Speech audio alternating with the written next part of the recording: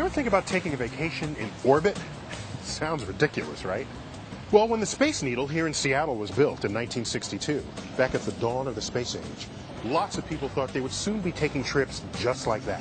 Of course, it hasn't quite worked out that way. It cost about $500 million just to take the space shuttle out for a spin. Kind of an expensive vacation, isn't it? One, please. Thank you. But what if there was another way to get to space? And what if that way were as easy and as cheap as riding an elevator? Well, strange as it sounds, some people think this kind of trip might just be possible one day, thanks to something known as the space elevator. A 22,000-mile long cable that we could ride straight to outer space. What we're talking about is building the biggest thing ever. And what enables this big idea is the discovery of something so small you can't even see it with the naked eye. A new material called a carbon nanotube. Fueled by the promise of these tiny tubes, people are already working to turn the space elevator into a reality. It's basically a fairly straightforward system once you get down to the nuts and bolts of it. First, launch a satellite to geosynchronous orbit, 22,000 miles above Earth. Then, lower a cable or ribbon and attach it to a platform at sea. Clamped to the ribbon, elevator cars or climbers could carry people and payloads up and down. Lasers on the ground would beam energy wirelessly to solar cells on the underside of the climber, powering electric motors for the 22,000-mile journey. Okay, I know what you must be thinking. A 22,000-mile elevator ride? These people are nuts. Like, what would even hold it up? Well, the idea is not quite as crazy as it sounds. Imagine I have a yo-yo in my hand. As you spin the yo-yo around, the body of the yo-yo is thrust outward, and the string connecting you to the yo-yo is held taut. Well, this is the same principle that would keep the space elevator up. We're basically making a planet-sized yo-yo. A space elevator could be safer and cheaper than rockets, giving routine access to the solar system. Bringing this far-out idea down to Earth, NASA recently funded a competition in New Mexico to build and race space elevator prototypes. It was held at the X Prize Cup, a carnival of cutting-edge space technology.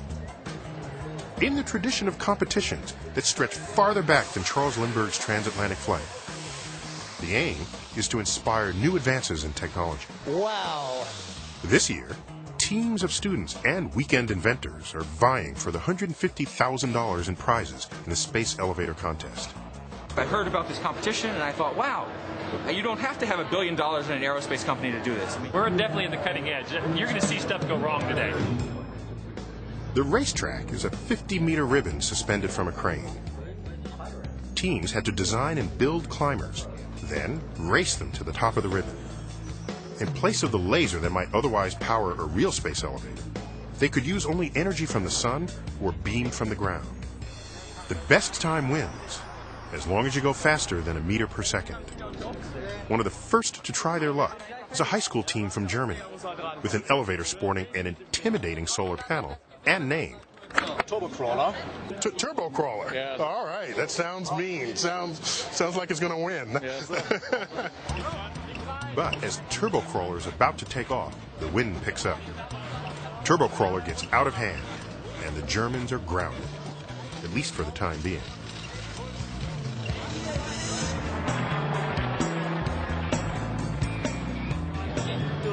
Julie Belrose and her team from the University of Michigan are next to jump on the ribbon.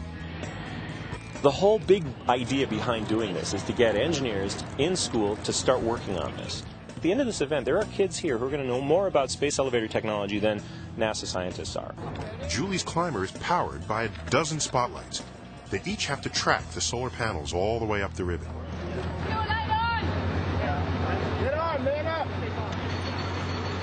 The climber gets off to a good start.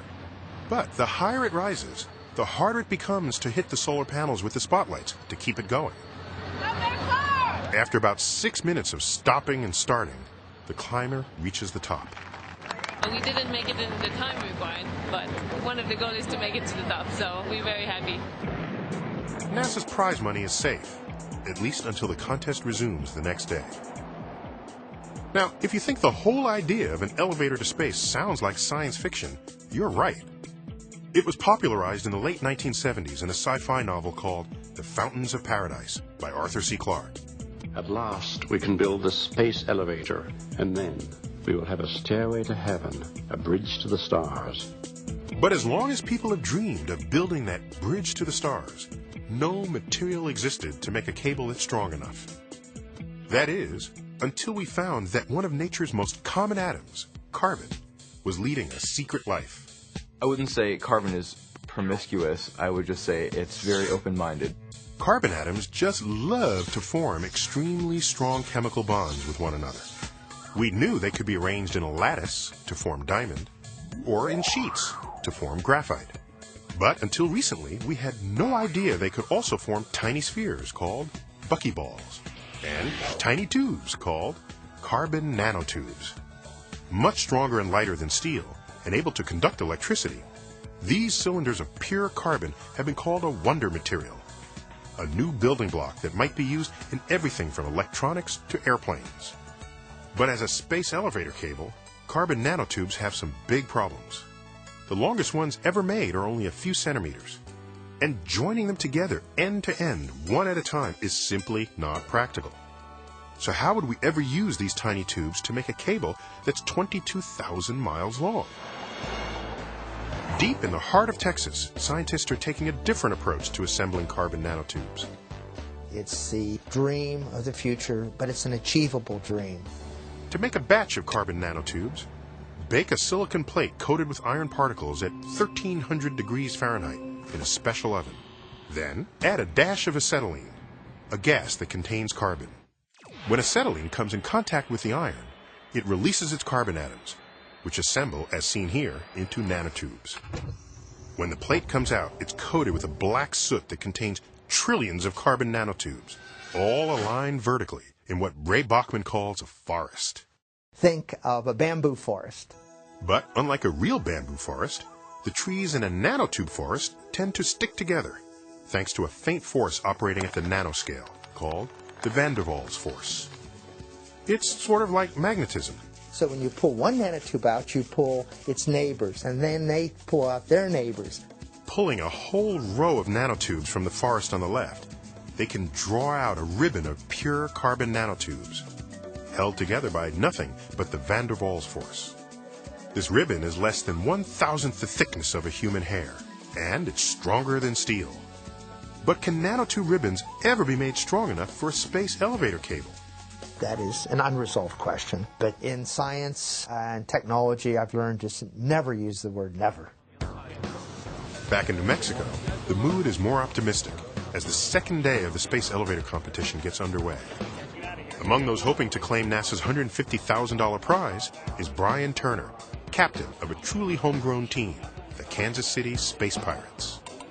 I've got my dad, my stepdad, my mom, my uncle, great Uncle Max. Uncle Max, I'm Neil Tyson. Neil. All right. You're one of the family affair. If you win, that probably means more to you than just getting the money. Oh, yeah. I don't know. I think... Hoping to make their elevator sail up the ribbon, the Space Pirates pull out their secret weapon, 15 mirrors, each the size of a twin bed. One person in each mirror. Beaming sunlight to your collecting mirror, right, to the solar panel, right, giving the energy to climb. Right. Are you ready? All right, here we go.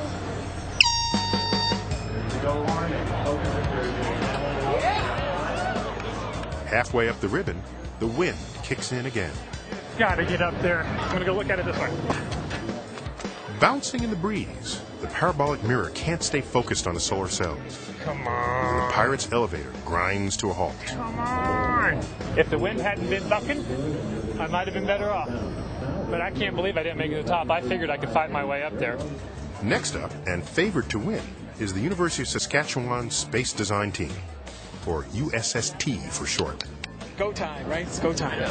Their secret weapon, a stationary mirror to reflect a spotlight straight up the ribbon to the solar array. Go back a little bit. Okay, back to phase one.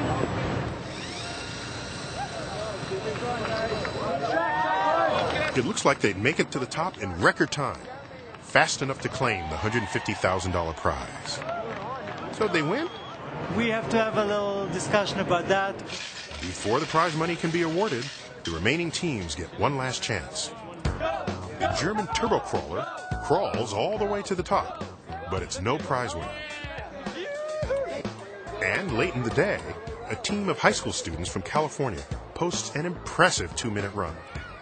Pretty good that we got 2:02. It's going on our resumes. Yeah.